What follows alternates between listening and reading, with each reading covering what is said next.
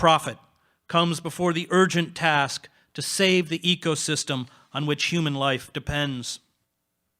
Our working class, which has desperately borrowed money to stay afloat as real wages have dropped, now face years, maybe decades, of stagnant or declining incomes without access to new credit.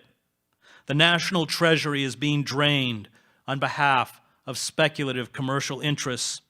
The government, the only institution citizens have that is big enough and powerful enough to protect its rights, is becoming weaker, more anemic, and increasingly unable to help the mass of Americans who are embarking on a period of profound deprivation.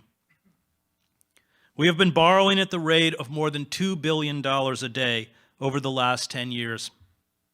And at some point, it has to end. The moment China, the oil-rich states, and other international investors stop buying treasury bonds and walk away from the dollar, which now appears to be underway, we will have no choice but to allow the Federal Reserve to buy treasury bonds, in essence, printing money. And at that point, our currency will become junk. Inflation will rocket upward, and we will become Weimar Germany. A furious and sustained backlash by a betrayed and angry populace, one unprepared emotionally, intellectually, and psychologically for collapse, will sweep aside the Democrats and most of the Republicans. It was the economic collapse in Yugoslavia that gave us Slobodan Milosevic. It was the Weimar Republic that vomited up Adolf Hitler. And it was the breakdown in Tsarist Russia that opened the door for Lenin and the Bolsheviks.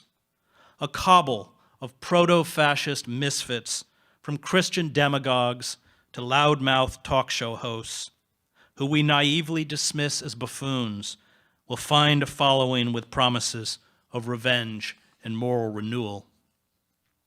There are powerful corporate entities, fearful of losing their influence and wealth, arrayed against us.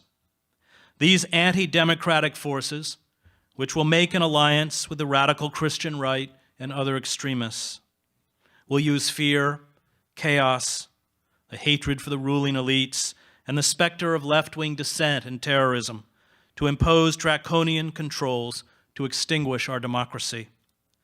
And while they do it, they will be waving the American flag, chanting patriotic slogans, promising law and order, and clutching the Christian cross.